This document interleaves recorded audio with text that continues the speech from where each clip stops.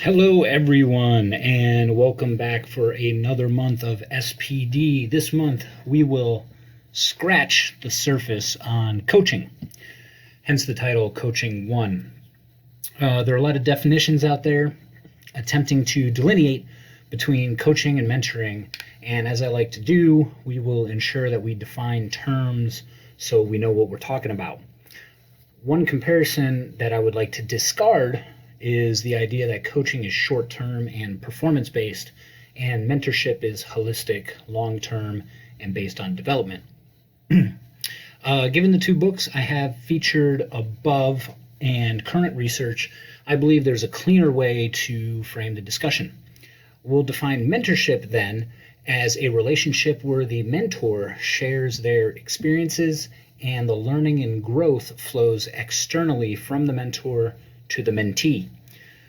Coaching is a relationship where experience comes from the person being coached. The coach helps the individual learn and grow internally, drawing out their own reflections. In the Air Force, we generally understand the concept of mentors, and from my perspective, it seems a lot easier than coaching. You form a relationship over time and pass on your wisdom, sort of long-term advice giving. I know that's an oversimplification, but to my point, coaching requires a little more restraint and deliberate action on the part of the coach. It's more active, and I would say that when done well can encompass a greater span of influence. While there is so much I would like to cover from these two books alone, I think it's best we start slow. So we're going to touch on a couple academic points and then finish with a practical tool from Stanier's 7 Essential Questions. Using the definition of coaching from the last slide, you can see that coaching opportunities are all around us. We do not need to set up a formal coaching session, though those are productive as well. But before we begin, we need to ensure that the conditions are right. As Boyatzis and his partners explain in Helping People Change, there needs to be a resonant relationship, one based on positive emotion and genuine connection. Focusing on mindfulness, hope, and compassion is not only more productive, but it also diminishes chronic stress for both the leader and the member. Their book goes into great detail about the physiological and cognitive effects of stress and how their source is frequently born from performance-based versus development-based leadership.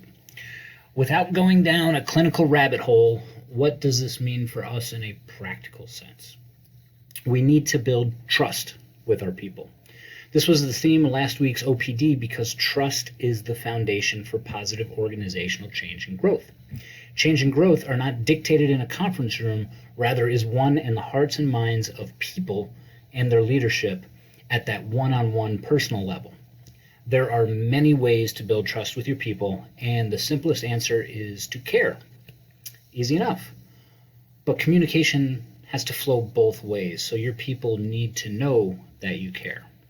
You need to be approachable, open, willing to give your time, and listen. Accomplishing that, one practical piece to the listening is to find out what your people's vision is, their ideal self. We are very good at coaching for performance, also called coaching for compliance. Our profession requires levels of competence for regimented duties. Of course, that type of instruction has its place in our day-to-day, but if all we focus on is performance and compliance, what type of people, what type of leaders are we creating? In Helping People Change, the research demonstrates the negative long-term effects of operating solely in this mode. The performance and compliance mindset works in relatively short bursts. You can't be all Mike Singletary in the tunnel at Soldier Field, game-faced 24/7. Even he needed time to rest, reflect, reconstitute, and ready for the next game.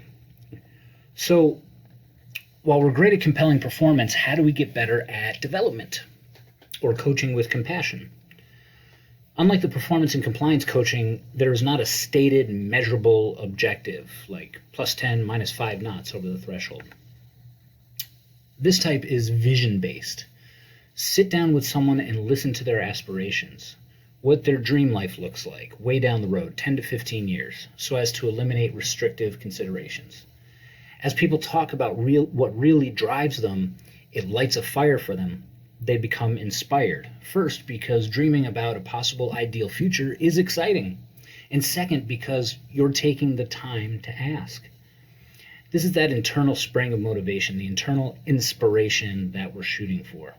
That is the first step in activating people to take charge of their future. We've gone over a lot of big brain stuff so far, speaking very non-specifically. So here's something I would like us to try.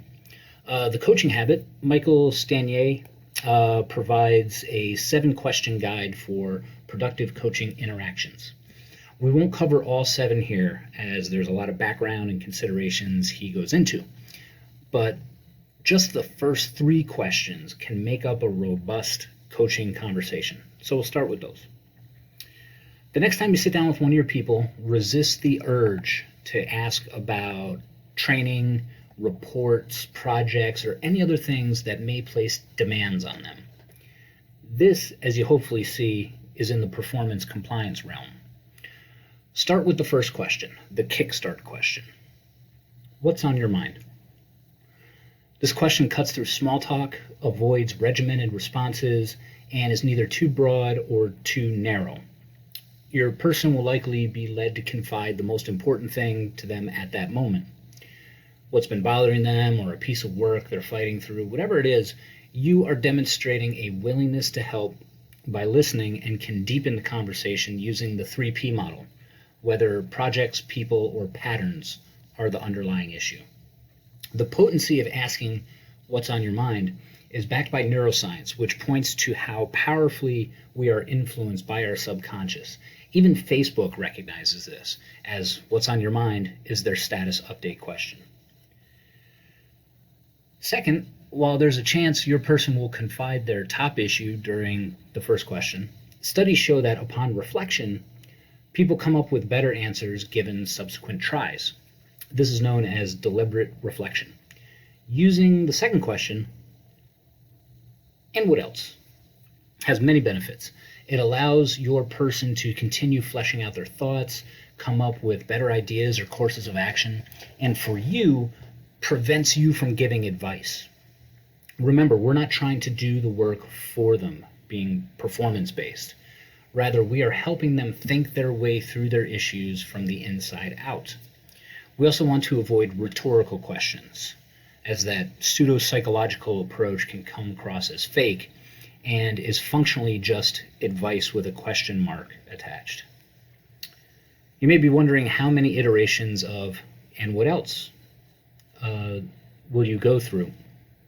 It depends, but the research shows humans tend to work best by chunking information into groups of 4. So practically speaking, about 3 to 5 times, or until they reach the point where they say, there isn't anything else. Success. Lastly, in this short discussion is the focus question. Your person has described an issue and you've listened to them explain what's on their mind. This is where we get to the real problem, not the first problem, which is why following the first question with the second is so important. Here we ask, what's the real challenge for you? Your person may have been talking about a number of challenges, griping about a coworker, or carrying on about non-specifics. This question grounds the discussion and provides focus. And the "for you" portion is critical to making it personal for them. In this question, and all of them really, avoid why questions and stick to what questions, as why questions tend to put people on the defensive or lead you down the road of seeking more data so you can solve the problem, which again is not our aim. So there's some tools to get us started. Like all things, their use is situation dependent, but for one-on-one coaching talks, it's a powerful format. This is hopefully the beginning of more talks on coaching and how we can employ it in the Double Deuce. I'm going to ironically give some advice here, the first part being resist giving advice. During the coaching moments, we defeat our purpose if we give up and start trying to solve problems. This increases our workload, makes others dependent on us for answers, and is actually counter to growth. The second part is to ensure you are genuine. If you go into these exchanges just going through the motions and not truly caring about your people or their development, they'll know. Not just in these talks, but your demeanor has to reflect that care. You can't go around crushing nuts all day and expect people are going to come and open up about their aspirations and vision for their future. Humans are adept at detecting BS, and your credibility will suffer. Approachable, credible, humble. For our Thursday discussion, let's talk about what you've heard here. Do you think it's applicable to the workplace? Is there value? Have you received any coaching sessions or given any? And if so, what are your thoughts?